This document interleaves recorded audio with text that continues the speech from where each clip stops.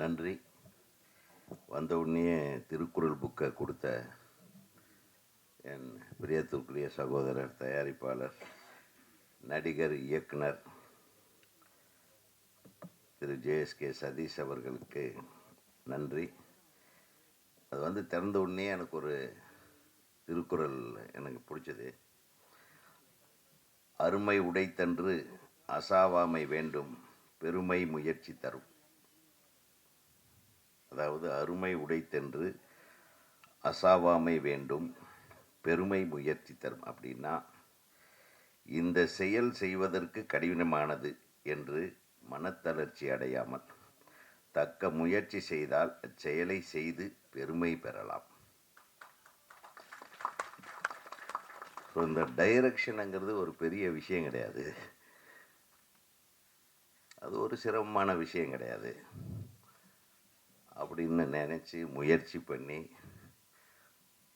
ஒரு 7-8 படம் மிகச்சிறந்த தயாரிப்பாளராக, நிறைய விருதுகளை வாங்கிய படங்களின் தயாரிப்பாளராக இருந்தால் மட்டும் பத்தாது, நான் ஒரு டைரக்டராகவும் ப்ரூவ் பண்ணும் அப்படின்னு நினச்சி களத்தில் இறங்கி மனம் தளராமல் உழைத்து இந்த அளவுக்கு பார்த்த உடனே இங்கே அப்படியே டெம்பரேச்சர் லெவல் ரைஸ் ஆகிற அளவுக்கு உள்ள புழுக்கமாக இருக்குது.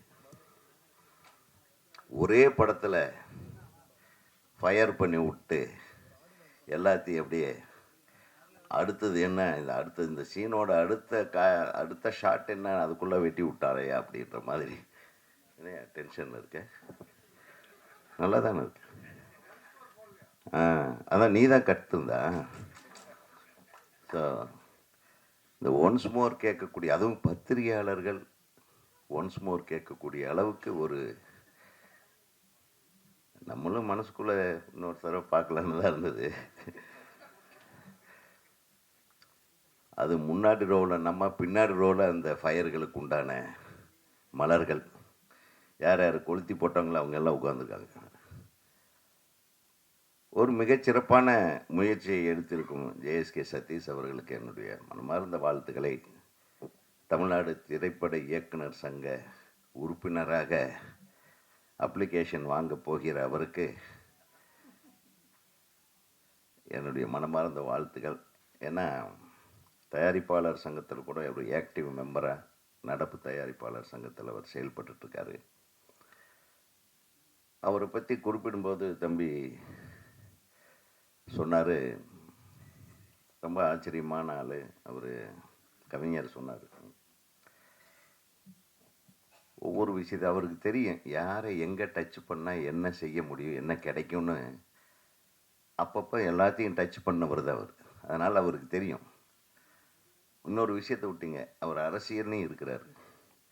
கரெக்டா? பத்திரிகை ஆசிரியர். ஸோ எல்லா துறையிலையும் அவருக்கு தெரியும் எந்தெந்த இடத்துல யாரை பிடிச்சா என்னென்ன செய்ய முடியும்னு. நிச்சயமாக அது தப்பு செய்கிறதுக்காக இல்லை, தன்னை வளர்த்து கொள்வதற்காக, தன்னுடைய ஆர்வத்தை தன்னுடைய படைப்புகளில் கொண்டு வருவதற்காக, அதற்குண்டான அங்கீகாரத்தை பெறுவதற்காக, அதற்குண்டான வெற்றியை அடைவதற்காக நம்ம எப்படி வேணாலும் பயணிக்கலாம். மிகச்சிறந்த ஒரு பாதையை தேர்ந்தெடுத்து அது இன்னைக்கு வரையில் அவர் எல்லா துறைகளிலும் வெற்றி அடைந்து விட்டார் என்றே சொல்லலாம். இயக்குனர் துறைக்கு அவர் அடியெடுத்து வைத்திருக்கிற இந்த வேலை அற்புதமான வேலை. ஏன்னா நிறைய டைரக்டருக்கு இப்போ நடிக்க ஆரம்பிச்சிட்டாங்க, நிறைய தயாரிப்பாளர்களும் இப்போ நடிக்க ஆரம்பிச்சிட்டாங்க, நிறைய நடிகர்கள் இப்போ டைரக்டும் பண்ண ஆரம்பிச்சிட்டாங்க. யார் வேணாலும் என்ன வேணாலும் பண்ணலாம். அந்த மாதிரி ஒரு சூழ்நிலை இப்போ நிலவரதுக்கு 2 காரணம். சினிமா இண்டஸ்ட்ரி முதல்லலாம் மிக சூப்பராக இருந்தது அப்படின்னு சொல்லுவோம். இப்போ நம்ம எப்பவுமே நம்ம எல்லாம் ஓல்டு ஸ்கூலில் சேர்த்துட்டார். இப்போ பேசும்போதே சொல்லிட்டார், அதாவது அந்த காலத்து தயாரிப்பு நடிகர் பாண்டியராஜன் சார், நம்மளெல்லாம் சினிமாவுக்கு வயசே கிடையாதுங்க. சினிமா என்றைக்குமே சினிமா தான். ஆரம்பத்துலேருந்து இன்றைக்கி வரையிலும் சினிமா என்பது சினிமா தான். சினிமாவுக்கு வயசே கிடையாது. கிட்டத்தட்ட ஒரு 40 வருஷம் இருக்குமா சிவா? நம்ம 2 பேரும் ஒண்ணா வந்தோம் சினிமாவுக்கு. கோபிச்செட்டிப்பாளையத்துலேருந்து அவர் வர்றாரு, நானும் வர்றோம். எங்களுக்கு சினிமா தான் மூச்சு, சினிமா தான் வாழ்க்கை, சினிமாவு தான் எல்லாமே. சினிமாவ தவிர வேற எந்த வேலை செஞ்சாலும் நமக்கு 5 பைசாக்கு பிரயோஜனப்படாது. ஒரு பெட்டி கடை வைக்கிறதுக்கு கூட லாயக்கு இல்லாதவன் தான் இந்த சினிமா துறையில இருக்கிறவன். உண்மையிலுமே. வியாபாரிகளாக இருக்க முடியாது. பாருங்க, வியாபாரம் ஒழுக்கமா பண்ணிட்டு இருந்தவரு டைரக்டர் ஆயிருக்காருன்னா, பாருங்க கலையுடைய டைரக்டர் ஆயிட்டுன்னா வியாபாரி ஆக முடியாது. அது பெரிய சிக்கலான விஷயம்.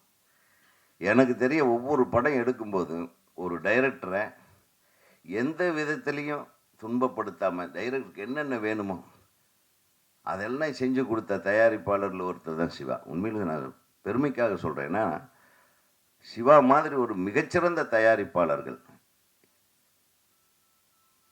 இன்னைக்கு வெற்றிக்காக உழைத்து கொண்டிருக்கிறார்கள் என்பதுதான் எனக்கு வருத்தமான விஷயம்.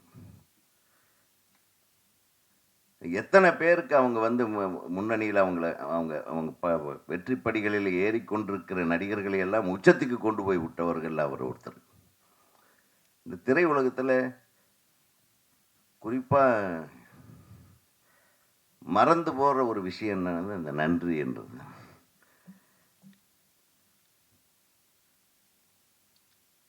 மறைந்து போன மனோரமா அவர்களில் வந்து நான் வந்து முதல்ல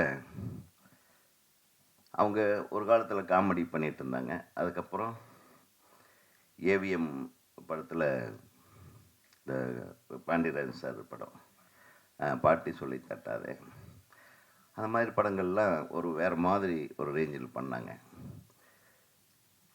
கிழக்கு வாசல் படம் பண்ணும்போது தியாகராஜன் சார் சொன்னார், இந்த அம்மா கேரக்டருக்கு வேற ஒரு மேடம் பேரை சொல்லி அவங்க பேரை சொன்னாங்க. எனக்கு சார் மனோரமா ஆட்சி இருந்தால் நல்லா இருக்கும்னு சொன்னேன். அவங்க அப்போ வந்து ஒரு பின்னடைவில் சந்திச்சுட்டு இருந்த நேரம். அப்போ வந்த உடனே அந்த படத்தில் மனோரமா ஆட்சி உள்ளே வந்த உடனே அவங்க அந்த அந்த அந்த கலரே மாறிச்சு. அந்த படத்தோட கலரே மாறிச்சு.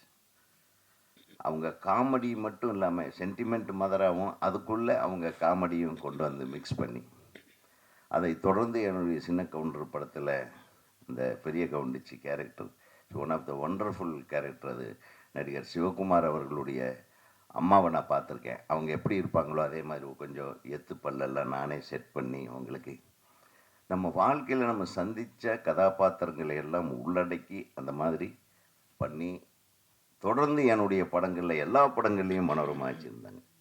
அதுக்கப்புறம் ஒரு மிகப்பெரிய ரவுண்டு சின்ன தம்பி அது இதுன்னு அவங்க சொன்னாங்க, தம்பி சினிமாவில் மட்டும் இந்த நன்றியை மட்டும் எதிர்பார்த்துறாதீங்க அப்படின்னு சொன்னாங்க. எதுக்கு சொன்னாங்கன்னு தெரில, என்னால் அதை உணர முடிகிறது. நன்றி என்பது மிகப்பெரிய வார்த்தை, மிகப்பெரிய உணர்வு. அதை கொண்டவன் யாரோ ஒருத்தர் 2 பேர் தான் இருக்காங்க. ஒவ்வொருத்தரும் நன்றி உள்ளவர்களாக இருந்து விட்டால் சினிமாவை நம்ம சொன்னபடி கேட்கும். சினிமா உலகம் தான் நம்பர் 1 உலகமாக இருக்கும். இது ஒரே ஒரு விஷயந்தான். இதை வந்து நான் சொல்லிக்கிறேன். இன்றைக்கி சதீஷ் அவர்களுடைய இயக்கத்தை பற்றியோ அவர் எனக்கு இது பண்ணார் அது பண்ணாருன்னு இது நான் 40-20 வருஷம் நான் பயணிச்சிருக்கிறேன். என் தம்பி சொன்னார். இதெல்லாம் சந்தோஷமான விஷயந்தான். கடைசி வரையிலும் இந்த நன்றி உணர்வை நம்ம மறக்காமல் இருந்தால் அவரோடு சேர்ந்து நம்மளும் வளரலாம் அப்படின்றத நான் சொல்லிக்கிறேன். அப்புறம் உஷ்ணமான ஒரு விஷயம், முதல்லலாம் தமிழில் டைட்டில் வச்சா தான் படமே ரிலீஸ் ஆகும். இப்போல்லாம் இங்கிலீஷில் வச்சா தான் ரிலீஸ் ஆகும் இல்லையா சிவன்? ஃபயரு, அப்புறம் இந்த டிராஃபிக் எடுத்துக்கலாம். டிராஃபிக்கு அப்படின்னு ஒரு படம் வரும். You turn, right turn, left turn. எப்பா தமிழில் டைட்டிலாக இல்லை?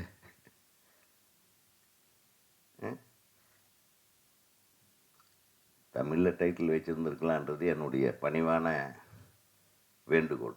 பட் இருந்தாலும் இந்த ஃபயருங்கிறது உங்களுக்கு உங்கள் கதைக்கு பொருத்தமான பெயராக இருக்கலாம்.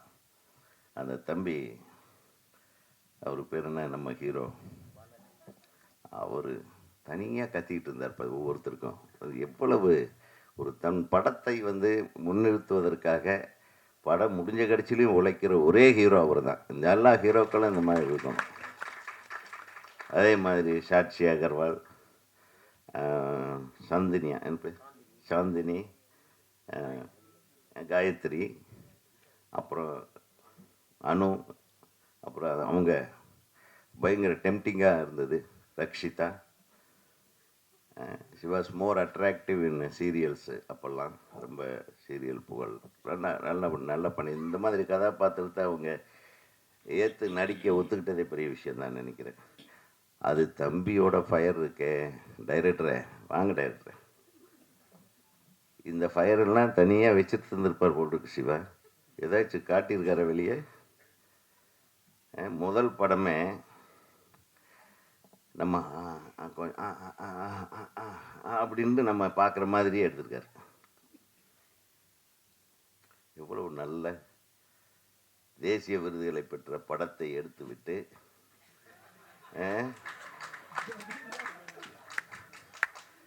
என்ன சார் அவ்வளோதானா? இதுலேயும் ஒரு தேசிய விருதை பெறப் போகிற ஒரு உணர்வு இருக்கிறது என்பது மட்டும் மறந்து விடக்கூடாது. அதான் அதாவது இது தப்பான உணர்வே கிடையாது சார். ஒருத்தனுக்கு அது அவன் பட்டையை கிளப்பிருப்பான் போல் இருக்கு. அவன் தனியாக நீ ரோட்டில் நடமாட்ட முடியாது. இந்த ஹீரோ யாரை பார்த்தாலும் கை வைக்கிறான். நல்ல வேலை ரக்ஷிதா வந்து சாட்சி சாட்சி பக்கத்தில் என்ன உட்காந்து வச்சிட்டாங்க. அதனால் நீ தள்ளி போயிட்ட இல்லை? நான் ரொம்ப சேஃபான ஆளுப்ப. மானிட்டரில் இவர் தானே? சரி, நீ சீக்கிரம் மெம்பர் ஆயிடணும். அந்த ஃபயர்லேயே சீக்கிரம் வந்து ஃபயர்ஃபுல்லாக ஒரு இந்த மாதிரி ஒரு இயக்குனர் சங்கம் வரவேற்கிறது. ஒருத்தர் டைரக்டராக வரணுன்னாவே, ஒரு தயாரிப்பாளர் டைரக்டராக மாறுறாருன்னாவே எனக்கு ஒரு இது என்னென்னா, ஒரு நல்ல நம்ம 10 அசிஸ்டன்ட் டைரக்டர்கள், நல்ல அசிஸ்டன்ட் டைரக்டர்கள் உங்களுக்கு உதவிகரமாக இருந்திருப்பார்கள். ஒரு கோ டைரக்டர் உதவிகரமாக இருந்து, ஒரு நல்ல ரைட்டர் உதவிகரமாக இருந்திருப்பார்கள். இல்லைன்னா புதுசாக தயாரிப்பாளர்லாம் பெரிய டைரக்டர் ஆக முடியாது. கைத்தட்டுங்க இதுக்கு. ஆக எங்கள் இயக்குனர் சங்கத்தின் சப்போர்ட் இல்லாமல் நீங்கள் ஒரு சிறப்பான படத்தை இயக்கியிருக்க முடியாது. கரெக்டாக சிவா? ஆக உங்களுடைய நம்ம திரைப்பட இயக்குநர்கள் சங்கத்தின் சார்பாக உங்கள் கோ டைரக்டர், இணை துணை இயக்குநர்கள் அனைவருக்கும் எனது மனமார்ந்த வாழ்த்துக்களை தெரிவித்துக் கொள்கிறேன். மியூசிக்கை பற்றி பேசணும். எங்கே மியூசிக் டைரக்டர்? ஆமாம், பின்னிட்டார். இன்னும் வேறு வித்தைகள்லாம் பண்ணியிருப்பீங்க. அந்த நெருக்கமான காட்சிகளுக்கு தகுந்த மாதிரி ஒரு மாதிரி ஹாண்டிங் இதில் போட்டிருக்கீங்களா? ஓகே, ஒரு நிறைய ஃபீலிங் வச்சுருக்காரு. பெரிய கூட்டமாக இருக்கும் போல் இருக்குப்பா. இப்படியெல்லாம் ஒரு சரி, வாழ்த்துக்கள். ரொம்ப பிரமாதமாக இருந்தது அந்த பாட்டு. சரி, அந்த ரீரெக்கார்டிங் ஸ்டைல்லையே தெரிஞ்சது இந்த what you wanted to convey. அந்த டைரக்டர் இன்னும் வந்து கரெக்டாக புரிஞ்சிட்டிங்கன்னு நினைக்கிறேன். டைரக்டரோட ஃபயரை எல்லோரும் ஒரு மார்க்கமாக திருறீங்க போல் இருக்கு. ஆமாம், இவங்களெல்லாம் வெளியே போகும்போது கொஞ்சம் ஜாக்கிரதையாக தான் பார்க்கணும். இப்படி ஒரு மிரட்டலான ஒரு படத்தை, ஆனால் நல்லா இருக்கு ஒரு காம்பினேஷன். அதில் நடித்திருக்கிற அனைத்து, அது நம்ம இவர் வந்திருக்காரு, நம்ம காமெடி கம் வில்லன் சிங்கம்புலி காட்டினோடனே எனக்கு இப்போ நிறைய தோணுச்சு. ஸோ இதில் நிறைய திருப்பங்கள் இருக்கும். Wish you all the best. இந்த திரைப்படத்திலே முக்கிய கதாபாத்திரங்கள் நடித்துக்கொண்ட அத்தனை நடிகர் நடிகைகளுக்கும் எனது மனமார்ந்த வாழ்த்துக்கள். தொழில்நுட்ப கலைஞர்கள், ரைட்டர்ஸ், ஒளிப்பதிவாளர் நல்லா பண்ணியிருந்தார், அவருக்கும் என்னுடைய வாழ்த்துக்கள். தொடர்ந்து இந்த மாதிரி படங்களை எடுங்க. எங்கள் உதவி இயக்குநர்களுக்கு வாய்ப்பு கொடுங்க. எங்களுடைய கலைஞர்களை தொடர்ந்து பயன்படுத்துங்க. அது மட்டும் இல்லை, சரியான நேரம் பார்த்து இந்த படத்தை ரிலீஸ் பண்ணுங்க. நைட் ஷோவாக போடுங்க. காலை காட்சியெல்லாம் இரவு 3 மணி காட்சி இந்த மாதிரி கேட்டு வாங்கி இந்த படத்தை மிகப்பெரிய வெற்றி படமாக ஆக்க வேணும். நான் ஃபஸ்ட் படமே பார்க்கணுன்னு நீங்கள் இல்லைன்னா ஃபஸ்ட் காப்பி வந்தோடனே எங்களுக்கு காட்டிடுங்க. அது வரையில் தாங்க முடியல என்று கூறி உங்களுடைய ஆர்வத்துக்காக என்னுடைய வாழ்த்துக்களை தெரிவித்து நன்றி கூறி விடைபெறுகிறேன். தலைவருக்கு மிக மகிழ்ச்சி. இப்போது ஃபயர் பட இயக்குனர் மற்றும்